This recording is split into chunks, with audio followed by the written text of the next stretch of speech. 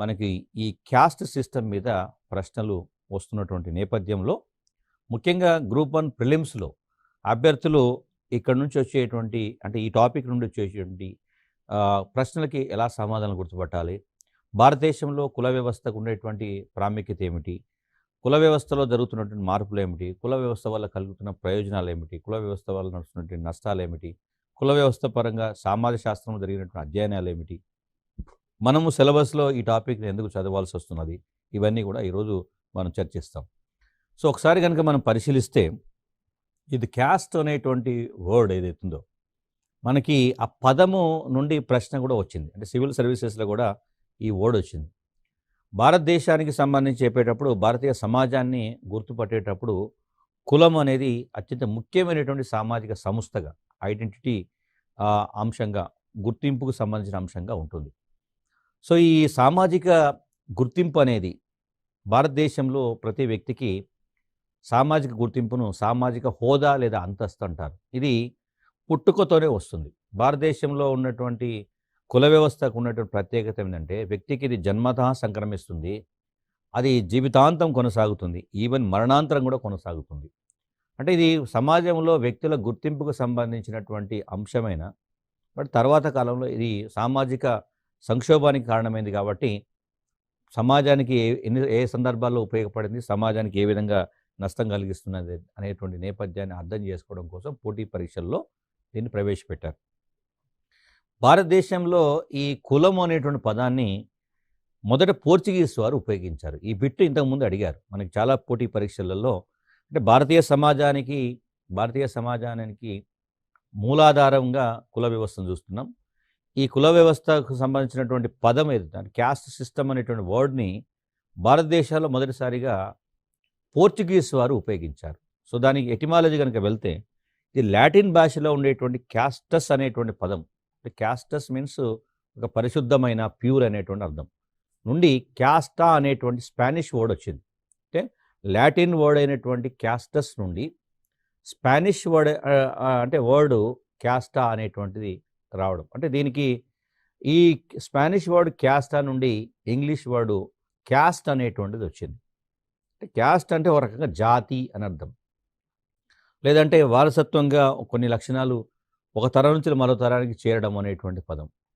ఇది పోర్చుగీస్ వారు అక్కడ ఆ దేశాల్లో గమనించినటువంటి వివిధ సమూహాల జీవన విధానానికి భారతదేశంలో ఉన్నటువంటి సమూహాల జీవన విధానానికి చాలా పోలికలు ఉండటం వల్ల ఇక్కడ క్యాస్ట్ అనే పదాన్ని ఉపయోగించారు. పోర్చుగీస్ వారు భారతదేశానికి రాకముందు ఈ క్యాస్ట్ను మనం జాతి అని పిలిచేవాళ్ళం. సో, రేస్ అంటున్నాం అంటే అందుకే నిమ్న జాతులు, అగ్రవర్ణాలు, నిమ్న వర్గాలు అని చెప్పేటప్పుడు క్యాస్ట్ అనేటువంటి పదము జాతికి పర్యాయ పదం. అంటే బిట్టు ఒకసారి ఈ భారతదేశంలో క్యాస్ట్ అనే పదాన్ని మొదట ఎవరు ఉపయోగించారు? పోర్చుగీస్ వారు ఉపయోగించారు. పోర్చుగీస్ వారు భారతదేశానికి రాకముందు భారతదేశంలో కులానికి ఉన్నటువంటి పేరు ఏమిటి? జాతి అని అర్థం. సో, ఇది ఫస్ట్ గుర్తుపెట్టుకోవాల్సినటువంటి అంశం. మనకి ప్రపంచవ్యాప్తంగా అనేక సమాజాల్లో సామాజిక స్థరీకరణ అంటాం, సోషల్ స్ట్రాటిఫికేషన్ ఉంది.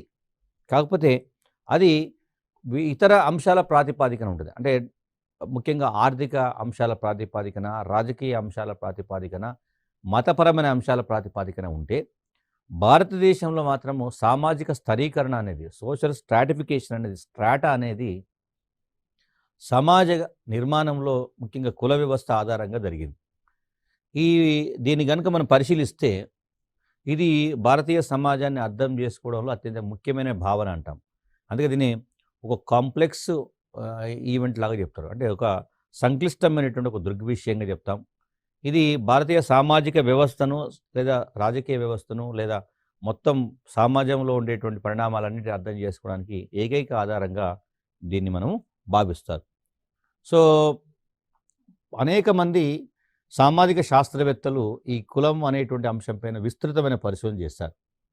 ప్రముఖ శాస్త్రవేత్త లుండ్బర్గ్ అనేటువంటి ఒక శాస్త్రవేత్త ఏం చెప్పాడంటే కులం అనేది ఒక బంధిత సమూహం అన్నాడు. అంటే క్లోజ్డ్ గ్రూప్. చాలాసార్లు సమాజ శాస్త్రంలో చిన్న చిన్న పదాలే వాడతారు, బట్ దాని అర్థం చాలా ఎక్కువగా ఉంటుంది. ఇప్పుడు లుండ్బర్గ్ అనేటువంటి ఒక సామాజిక శాస్త్రవేత్త ఏమంటాడంటే కులం అనేది ఒక బంధిత సమూహం. Caste is a closed group అంటాడు. సో క్యాస్ట్ బంధిత సమూహం అంటే ఏమిటి? ఒక కులంలో ఉన్నటువంటి వ్యక్తులు వాళ్ళ జీవన విధానము అది నిర్దిష్టంగా ఉంటుంది. అది ఇతరులు ఆ కులంలోకి ప్రవేశించడానికి లేదు. ఇది వీళ్ళు వేరే కులంలోకి వెళ్ళడానికి లేదు అనేటువంటి మీనింగ్‌ను క్లోజ్డ్ గ్రూప్ అనేటువంటి పదం ఉపయోగిస్తాం.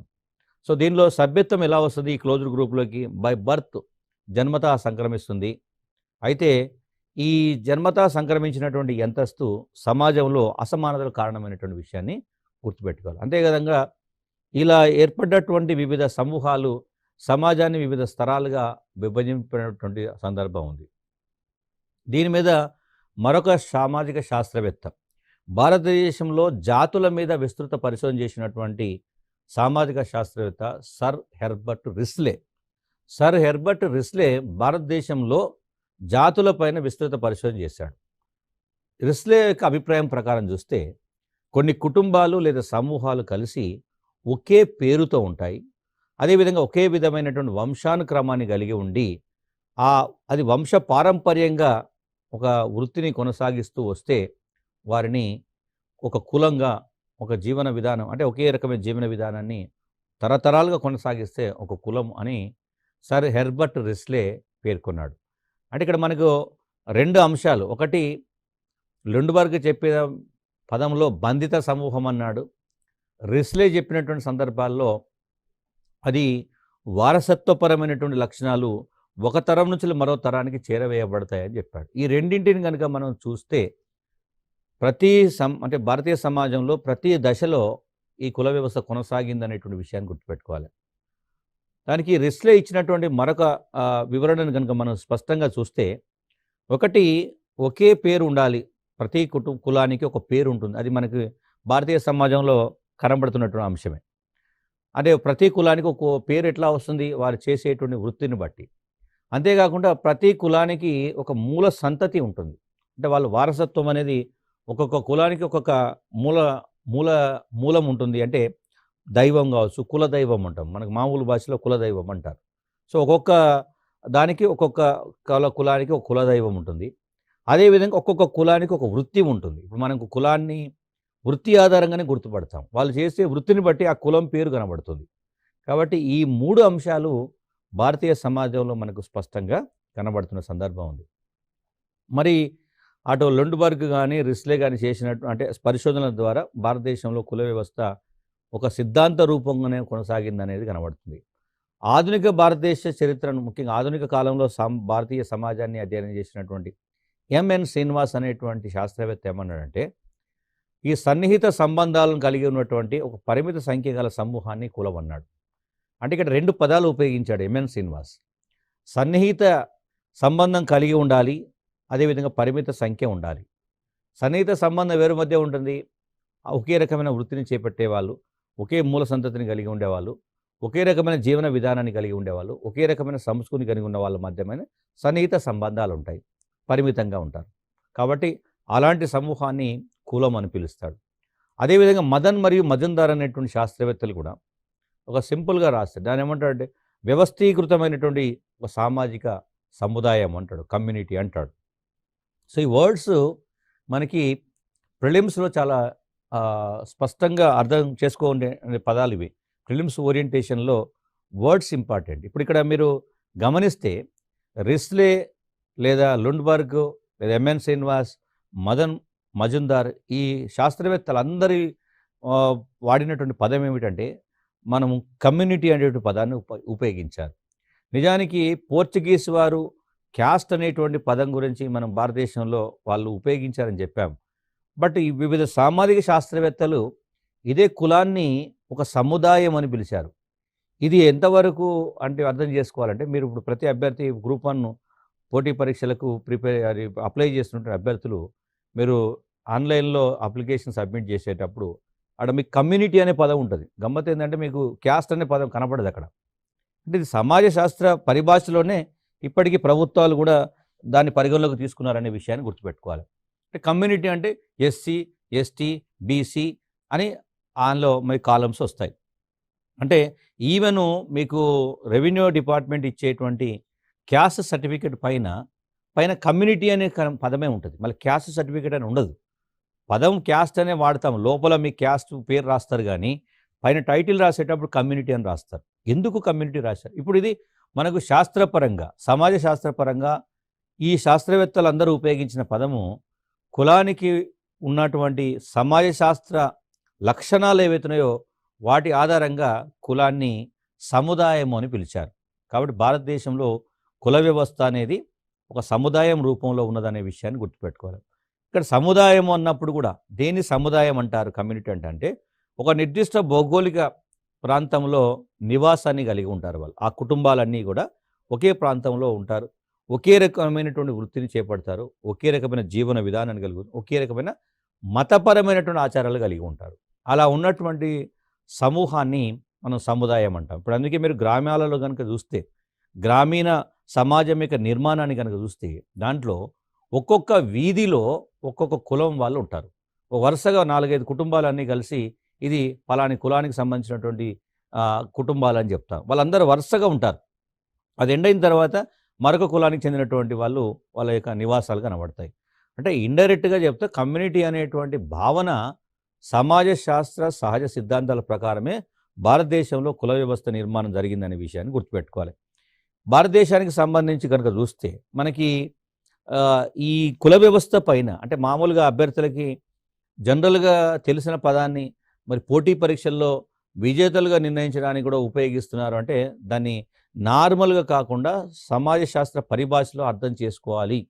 ఈ ప్రొఫెషనల్గా సమాజాన్ని కులాన్ని కూడా ఒక ఫిజిక్స్లో ఒక సిద్ధాంతాన్ని చదివినట్టు, కెమిస్ట్రీలో ఒక సూత్రాన్ని చదివినట్టు, బయాలజీలో ఒక ప్రిన్సిపల్ను మనం అర్థం చేసుకున్నట్టు సమాజంలో ఉండేటువంటి ఈ కులాన్ని కూడా ఒక సూత్రంలాగా, ఒక సిద్ధాంతంలాగా, ఒక అంశంలాగా, ఒక శాస్త్రీయమైనటువంటి భావనలాగా అర్థం చేసుకోవాలి అని ఎందుకు చెప్పాల్సి వస్తుందంటే దీని మీద అనేక మంది శాస్త్రవేత్తలు దశాబ్దాల పాటు పరిశోధన చేసి చివరికి ఒక సిద్ధాంత రూపమైనటువంటి సమాచారాన్ని అందించారు. సో అందులో మనం ఇంతకుముందు చెప్పినటువంటి కాన్సెప్ట్లో లుండ్బర్గ్ కావచ్చు, రిస్లే కావచ్చు, ఎంఎన్ శ్రీనివాస్ కావచ్చు, మదన్ మజుందార్ కావచ్చు, దాంతోపాటు మరికొంతమంది శాస్త్రవేత్తలు for example sir Herbert blunt అనేటువంటి శాస్త్రవేత్త ఏమంటాడంటే ఒకే పేరు గల ఒక అంతర్వివాహ సముదాయం అంటాడు. సో ఇది మరొక కొత్త పదం ప్రవేశపెట్టాడు. ఒకే పేరుతో ఉండాలి, వారికి అంతర్వివాహ సమూహం ఉండాలి. సో అభ్యర్థులకు తెలియవలసినటువంటి మరొక అంశం ఏంటంటే కులాలు అంతర్వివాహ సమూహాలు. సో ఇది ఎలా అర్థం చేసుకుంటాము? అందుకే కులాంతర వివాహాలు నిషేధం అనుకుంటున్నారు. ఎవరైనా కులాంతర వివాహాలకు పాల్పడితే పరువు హత్యలు జరుగుతున్నాయి. ఇప్పుడు మీరు ఈ మధ్య పేపర్లలో కూడా చాలాసార్లు గమనిస్తున్నారు. కులాంతర వివాహం చేసుకున్నందుకు వాళ్ళ తల్లిదండ్రులు ఆ పిల్లల్ని హత్య చేసినటువంటి సందర్భం మనకు చాలా సందర్భాల్లో అనేక ఇన్సిడెంట్స్ జరుగుతున్నాయి. ఎందుకు అనే ఒక ప్రశ్న వచ్చినప్పుడు కులము అనేది ఒక అంతర్వివాహ సమూహం అన్నారు. అంటే అంతర్వివాహ సమూహం అంటే ఏమిటి? ఒక కులంలోని వ్యక్తులు ఆ కులంలోని వ్యక్తుల మధ్య మాత్రమే వివాహం చేసుకోవాలి. ఇతర కులస్తులతో వివాహం జరపకూడదు. ఒకవేళ జరిపితే దాన్ని కులాంతర వివాహం అంటారు. కాబట్టి దాన్ని పరువు అంశంగా తీసుకుంటున్నాం. కాబట్టి హానర్ కిల్లింగ్స్ అంటాం. పరువు హత్యలు ఎక్కువగా జరుగుతున్న సందర్భం ఇది మనకు సమాజ శాస్త్రంలో ఎడ్వర్డ్ బ్లంట్ ఇచ్చినటువంటి నిర్వచనంలో స్పష్టంగా కనబడుతుంది. మరొక శాస్త్రవేత్త జిఎస్ గార్వే ఏమంటాడంటే భారతీయ కుల వ్యవస్థకు సంబంధించి కొన్ని లక్షణాలు చెబుతూ భారతదేశంలో కుల ప్రాతిపాదికన సమాజ నిర్మాణం జరిగిందని చెప్తాడు. ముఖ్యంగా సమాజ స్థరీకరణ, సమాజంలో వివిధ స్తరాలు అనేవి కుల ప్రాతిపాదికన జరిగినాయి. ఎలా జరిగినాయి? కుల క్రమశ్రేణి ఉంటుంది. క్యాస్ట్ హైరార్కీ అంటాం. అంటే కింది స్థాయి కులాలు, ఉన్నత స్థాయి కులాలు అన్నీ కలిసి ఒక లేయర్స్ లాగా నిర్మించబడ్డాయి. అంటే మనకి ప్రాచీన కాలంలో మలివేద కాలంలో ముఖ్యంగా పురుష సూక్తం ఋగ్వేదంలో పురుష సూక్తంలో పేర్కొన్నట్టు చాతుర్వర్ణ వ్యవస్థ ఏదైతుందో బ్రాహ్మణ, క్షత్రియ, వైశ్య, శూద్ర దాన్ని కుల క్రమశ్రేణి అంటారు. క్యాస్ట్ హైరార్కీ అంటారు. హైరార్కీలో ఒక్కొక్క కులం ఒక్కొక్క స్థానంలో ఉంటుంది. ఆ స్థానాన్ని బట్టే సమాజంలో వారికి సామాజిక అంతస్తు కనబడే సందర్భం ఉంది. అదేవిధంగా నచ్చిన వృత్తిని ఎంపిక చేసుకునేటువంటి అవకాశం ఉండదు. ఎందుకంటే ఇక్కడ ఇష్టాయిష్టాలతో సంబంధం ఉండదు. వృత్తి వారసత్వంగా వస్తుంది. తమ కులానికి చెందినటువంటి వృత్తిని వదిలేసి వేరే వృత్తిని చేపట్టేటువంటి అవకాశం ఇవ్వరు. కాబట్టి వృత్తిపరమైనటువంటి స్వేచ్ఛ ఉండదు. అదే సమయంలో వివాహానికి సంబంధించి కూడా ఆంక్షలు ఉంటాయి. ఇందాక మనం చెప్పాం బ్లంట్ చెప్పినటువంటి సారీ ఎడ్వర్డ్ బ్లంట్ చెప్పినట్టు నిర్వచనంలో కూడా అంతర్వివాహ సమూహం అన్నాం. సో జిఎస్ గార్వే కూడా కులం అనేది ఒక అంతర్వివాహ సమూహం అని చెప్తున్నాడు. అంతర్వివాహం తప్పనిసరి. అదేవిధంగా సామాజిక మతపరమైనటువంటి అసమానతలు ప్రతి కులం అంటే ప్రతి సమాజంలో ఈ కుల వ్యవస్థ వల్ల సామాజిక అసమానతలు ఉంటాయి. సమాజం కుల క్రమశ్రేణి అన్నప్పుడు ఉన్నత కులాలు నిమ్న కులాలు కాబట్టి అసమానత అనేది కనబడుతుంది. అదేవిధంగా ప్రతి కులానికి ఒక మతపరమైన జీవనం ఉంటుంది కాబట్టి మతపరమైనటువంటి అసమానతలు కూడా కనబడతాయి. సో భారతదేశంలో కుల వ్యవస్థ అనేది ఒక సుదీర్ఘమైనటువంటి చరిత్ర కలిగి ఉన్నటువంటి భావన. సో ఇంత సుదీర్ఘమైనటువంటి భావన మతం మరియు పునర్జన్మతో కూడా ఈ సంబంధం కలిగి ఉంటుంది. అంటే ఉన్నత కులాలకి మతపరమైనటువంటి ఉన్నత జీవనం ఉంటుంది. నిమ్న కులాలకి మతపరంగా నిమ్న జీవనం ఉంటుంది. పునర్జన్మ ఉండడం ఉండకపోవడం అంటే మోక్షము లభించడం లభించకపోవడం. సో ధర్మార్థ కామ మోక్ష అనేటువంటి పురుషార్థాలు ఏవైతున్నాయో అవి అగ్రవర్ణాలకు మాత్రమే ఆచరణలకు సంబంధించినమైనటువంటి భావన. అంటే మతము మరియు పునర్జన్మ అనేది ఉన్నత కులాలకు మాత్రమే వర్తిస్తుంది, నిమ్న కులాలకు ఉండదు అనేది ఇది ఒక సుదీర్ఘమైనటువంటి చరిత్ర. బట్ పరీక్షలో మనకి కావాల్సింది ఏంటంటే పోటీ పరీక్షల్లో దీని నుంచి ప్రశ్నలు ఎలా వస్తాయి అనేటువంటి గుర్తుపెట్టుకోవాలి. అంటే పోటీ పరీక్షలకు మనకు జనరల్గా ఉన్న ఇన్ఫర్మేషన్ని అడగాల్సి వచ్చినప్పుడు అంటే ఎట్లా అడుగుతారు అనేటువంటి గుర్తుపెట్టుకోవాలి. ఇప్పుడు ఏమంటాడు, సపోజ్ ఈ మధ్యకాలంలో జరుగుతున్నటువంటి పరుహత్తుల నేపథ్యం చూసినప్పుడు అభ్యర్థికి కుల వ్యవస్థ పైన అవగాహన ఉందా లేదా అని టెస్ట్ చేసుకోవడానికి ఏమంటాడంటే, మనకి సమాజంలో పరువు హత్యలు ప్రమాదకర స్థాయి చేరుకోవడానికి ప్రధానంగా సమాజ శాస్త్రపరంగా ఉన్నటువంటి అంశం ఏమిటి అని అంటాడు. అంటే ఎందుకు అంత సీరియస్గా తీసుకుంటున్నారు వాళ్ళు, ఇంత ఆధునిక కాలంలో కూడా ఈ కులాంతర వివాహాలను ఎందుకు అంత సీరియస్గా పట్టించుకుంటున్నారంటే, కులం యొక్క ఒక మౌలిక లక్షణము అంతర్వివాహం. కాబట్టి ఆ లక్షణాన్ని కొనసాగించాలని చేసే ప్రయత్నం ఏదైతుందో, తాపత్రయం ఏదైతుందో అది పరువుతో ముడిపడిన అంశంగా భావించడం వల్ల పరువు హత్యలు ఎక్కువగా జరుగుతున్నాయి. కాబట్టి ఫస్ట్ అది అంతర్వివాహ సమూహం అనేది మనకు తెలిస్తే దాన్ని వీళ్ళు వ్యతిరేకిస్తున్నారు అనేటువంటి విషయం అర్థమవుతుంది. సో భారతదేశానికి సంబంధించి మనకి కులానికి కొన్ని విశిష్ట లక్షణాలు ఉన్నాయి. ప్రపంచంలో చాలా అరుదుగా ఉన్నటువంటి సామాజిక వ్యవస్థ. వేరే దేశాల్లో వర్గ ప్రాతిపాదికన సామాజిక స్థిరీకరణ జరుగుతుంది. వెస్ట్రన్ కంట్రీస్, పశ్చిమ దేశాలలో వాళ్ళు వర్గాల పరంగా ఉంటుంది. అంటే ఎక్కువ ఆదాయం ఉన్నటువంటి వాళ్ళు, తక్కువ ఆదాయం ఉన్నటువంటి వాళ్ళు, విద్యావంతులు, నిరక్షరాస్యులు, సో అలా నైపుణ్యం ఉన్నవాళ్ళు, నైపుణ్యం లేని వాళ్ళు. సో ఈ పారామీటర్స్ ఆధారంగా పశ్చిమ దేశాల్లో ఉంటే, భారతదేశంలో మాత్రము కులముకి సమాజపరంగా మాత్రమే ఆ లక్షణాలు కనబడతాయి. అందుకే కులము చాలా ఇది నేచురల్ కాన్సెప్ట్, సహజమైనది ఇది. అంటే ప్రతి వ్యక్తికి ఇది పుట్టుకతోనే సంక్రమిస్తుంది, జన్మతః సంక్రమిస్తుంది. భారతదేశంలో ఉన్నటువంటి ఏ వ్యక్తి అయినా అంటే హిందూ సామాజిక వ్యవస్థకు సంబంధించి చెప్పేటప్పుడు తప్పనిసరిగా ఏదో ఒక కులంలో సభ్యుడై ఉంటాడు. వాస్తవానికి సమాజ శాస్త్ర సహజ నియమాల ప్రకారం చూస్తే కులం అనేది ఒక మానసిక భావన. ఎందుకు, పుట్టుకతో అందరూ సమానులే. ఆ తర్వాత కాలం పుట్టిన తర్వాత తను ఉన్నటువంటి సమాజం ఏదైతుందో, సమూహం ఏదైతుందో వారి ప్రభావం వల్ల కులము అనేటువంటి భావన బయటికి వచ్చింది. కానీ వాస్తవానికి కులం అనేది ఒక కల్పిత భావన. సమాజ శాస్త్రం ప్రకారం అది ఆర్టిఫిషియల్గా కృత్రిమంగా ఏర్పాటు చేసుకున్నటువంటి భావన మాత్రమే. సో ఇది భారతదేశంలో ఎలా ఉంది అంటే, మొత్తం సమాజంలో కొన్ని వర్గాలు ఉన్నతమైనటువంటి జీవనాన్ని పొందడం, మిగతా వర్గాలకి ఆ జీవనం పొందే అవకాశం లేకపోవడం, ఫలితంగా అగ్ర నిమ్న అనేటువంటి భావన రావడం. సో పుట్టుకతోనే అందరూ కూడా వాళ్ళు అంటే ఎక్కడ జన్మిస్తే ఇక మిగతా జీవితాంతం కూడా అదే కులంలో జీవించేటువంటి పరిస్థితి రావడం. రెండోది, ఒక నిర్దిష్ట భౌగోళిక ప్రాంతానికి పరిమితమై ఉంటుంది. ఇప్పుడు ఇందాక నేను చెప్పాను, గ్రామాన్ని నిర్మాణాన్ని కనుక మీరు పరిశీలిస్తే ఇప్పటికి కూడా మీరు ఏదైనా గ్రామానికి వెళ్తే కూడా ప్రతి గ్రామంలో వీధులలో ఒక్కొక్క వీధిలో ఒక్కొక్క కులము నిక్షిప్తమై ఉంటుంది. అంటే ఒక సముదాయానికి ఉండాల్సినటువంటి లక్షణాలు ఉన్నాయి కాబట్టి మనం క్యాస్ట్ సర్టిఫికేట్ ఇచ్చేటప్పుడు కమ్యూనిటీ సర్టిఫికేట్ అని ఇస్తాడు. అది భౌగోళిక సరిహద్దు లోపల ఉంటుంది కాబట్టి. తర్వాత ఇది కులము జన్మతా సంక్రమించి జీవితాంతం కొనసాగుతుంది, ఈవెన్ జీవిత అనంతరం కూడా కొనసాగుతుంది. ఒక వ్యక్తిని మనం మళ్ళీ చర్చించుకోవాల్సి వస్తుంది. ఫర్ ఎగ్జాంపుల్ అంబేద్కర్ లాంటి వ్యక్తి గొప్ప మేధావి, ఇంటలెక్చువల్, బట్ చనిపోయిన తర్వాత కూడా దళితుల ఆరాధ్య దైవం అని మనం పదే పదే చెప్పుకుంటూ వస్తుంటారు. అంటే తన యొక్క కులం ఏదైతుందో ఆ కులము తన మరణాంతరం కూడా అలాగే కొనసాగుతూ పోతున్నటువంటి సందర్భం ఉంటుంది. ఇది భారతదేశంలో ఒక ప్రత్యేకమైనటువంటి లక్షణంగా కనబడుతుంది. అదేవిధంగా ఇది ఒక అంతర్వివాసము, ఇంతకుముందే చెప్పామని క్రమశ్రేణి సామాజిక వ్యవస్థ ఉంటుంది, ఒక సిస్టమేటిక్ లేయర్స్ లాగా ఏర్పడుతుంది. అది అన్నిటికంటే ముఖ్యమైన లక్షణం ఏంటంటే ఈ కింది వాటిలో కులము మరియు వ్యక్తికి ఉన్నటువంటి సంబంధం ఏమిటి అని ఒక ప్రశ్న అడుగుతాడు. కులానికి వ్యక్తికి ఉన్న సంబంధం దాంట్లో ఇచ్చినప్పుడు కులం అనేది వ్యక్తి యొక్క సామాజిక అంతస్తును నిర్ణయిస్తుంది. సోషల్ స్టేటస్ అనేది భారతీయ సమాజంలో స్టేటస్ అనేది సామాజిక అంతస్తు అంటాం. సమాజంలో నువ్వెవరు, నీ స్థాయి ఏమిటి, సమాజంలో మీకుండేటువంటి గౌరవం ఏమిటి అన్నప్పుడు అది కులం ప్రాతిపదికన. అందుకే పేర్ల చివరన ఏదైనా అక్షరాలు కనుక ఉంటే దాన్ని బట్టి వాళ్ళు ఏ కులానికి చెందిన వాళ్ళు అనేటి, దాన్ని బట్టి వాళ్ళకు ఉండేటువంటి బ్యాక్గ్రౌండ్ ఇవన్నీ ఎందుకు వచ్చినాయంటే కుల ప్రాతిపాదికన వచ్చినాయి. అదేవిధంగా ఆహారపు అలవాట్లలో కూడా వైవిధ్యం కనబడుతుంది. కొన్ని సందర్భాల్లో ప్రత్యేకత కూడా ఉంటుంది.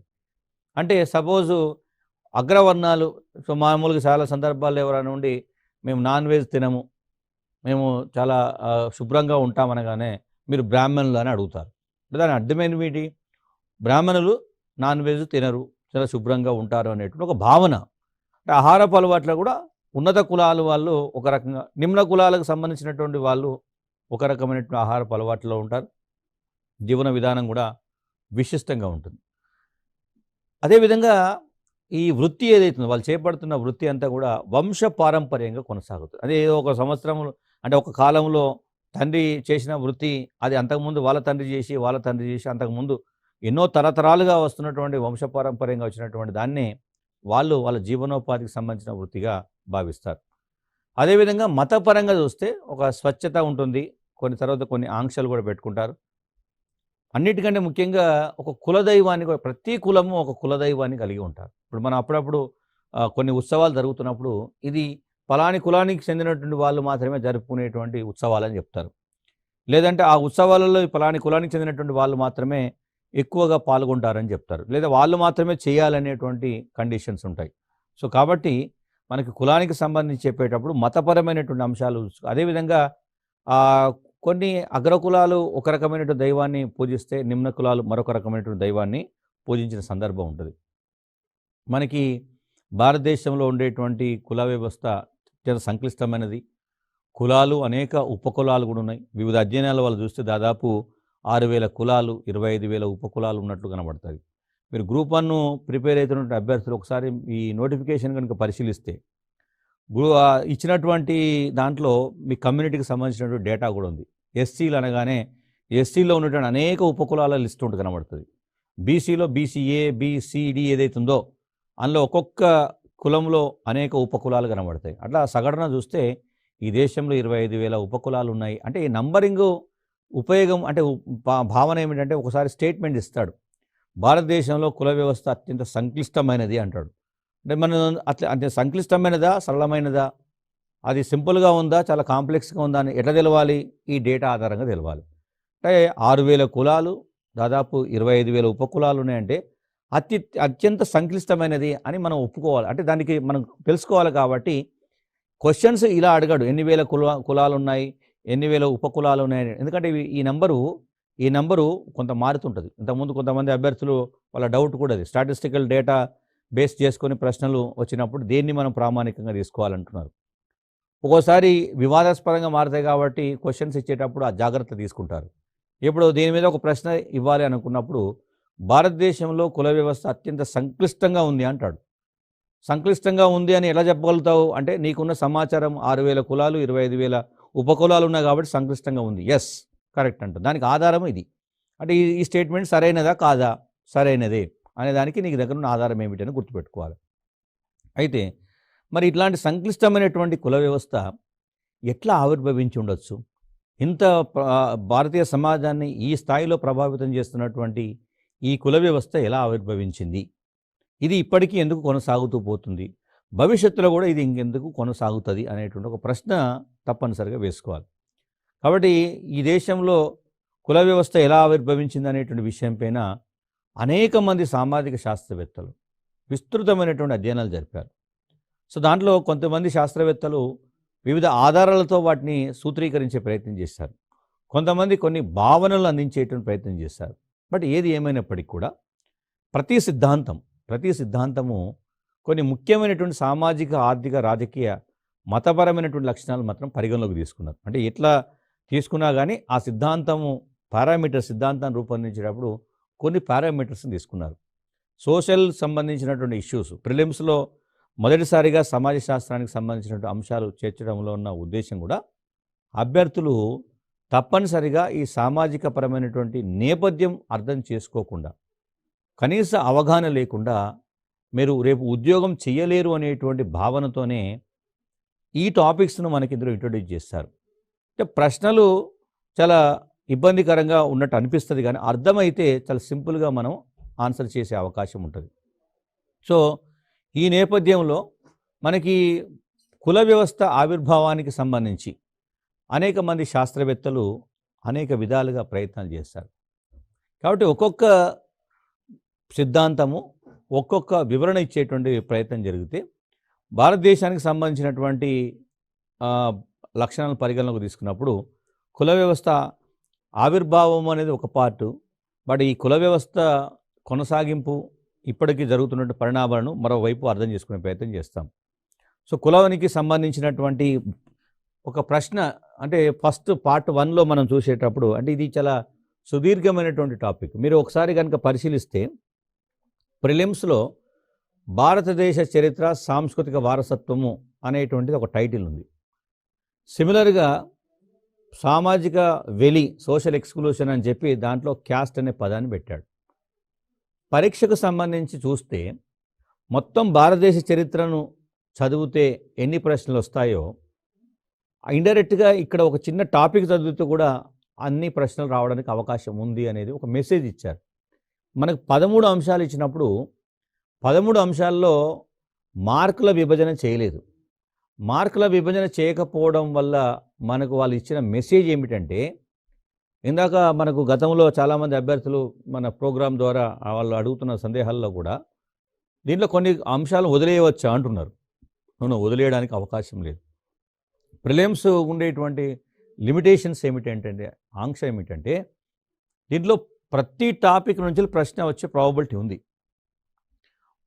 ఉంది కాబట్టే మనకి సిలబస్లో దాన్ని పెట్టారు. కాబట్టి ఈ సమాజ శాస్త్రానికి సంబంధించినటువంటి టాపిక్స్ చాలా చిన్నగా ఉన్నాయి. ఇప్పుడు మనం డిస్కస్ చేసినటువంటి వీటి నుంచి కూడా 2-3 ప్రశ్నలు రావచ్చు. అయితే అర్థమైతే దీంట్లో అద్భుతంగా ఉంటుంది. ఎందుకు అంటే మనం ఎక్కువగా గుర్తుపెట్టుకోవాల్సిన అవసరం లేదు, మెమొరీ టెక్నిక్స్కు అవకాశం లేదు. కేవలం అవగాహన ఉంటే మాత్రమే. అంటే గణాంకాలు లేవు, సో దీనికి సంక్లిష్టమైనటువంటి వివరణలు లేవు, పదాలు లేవు. బట్ కామన్ సెన్స్ ఏదైతుందో మనం నిత్య జీవితంలో రోజు చూస్తున్నటువంటి సంఘటనలు, మనం అనుభవిస్తున్న జీవితం ఏదైతుందో దాన్నే మనకు సిలబస్లో చేర్చారు. కాబట్టి క్యాస్ట్ గురించి తెలియకుండా ఈ దేశంలో ఎవరు ఉండరు. బట్ దాన్ని ప్రశ్నగా ఇస్తే ఎలా ఇస్తారు అనేటువంటి ప్రశ్న ఇప్పుడు మనకు. అంటే ఇది ఎగ్జామ్లో మనం ఈ పెట్టేటువంటి ఈ ప్రశ్న వల్లనే మనకు మెయిన్స్ రాసే అవకాశం, రాయలేని పరిస్థితి రావడం అనేది ముఖ్యం. కాబట్టి అభ్యర్థులు ఈ సోషలాజికల్ పర్స్పెక్టివ్లోనే దీన్ని అర్థం చేసుకోవాలి. ఇందాక నేను చెప్పినట్టు శాస్త్రవేత్తల పేర్లు మిమ్మల్ని అడగరు, అది కూడా గుర్తుపెట్టుకోవాలి. ఎందుకంటే ఈ ఎగ్జామ్కు మీరు అప్లై చేస్తున్నటువంటి అభ్యర్థులందరూ కూడా వివిధ రకాల అకాడమిక్ బ్యాక్గ్రౌండ్ నుంచి వచ్చారు.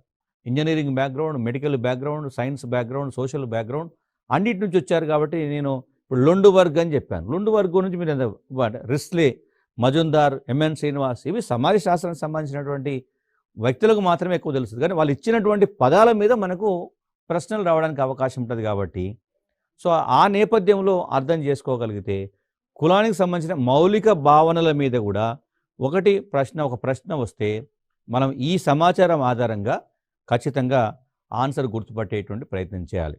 మిగతా విషయాలు మనం నెక్స్ట్ ఎపిసోడ్లో చర్చిస్తాం. Thank you.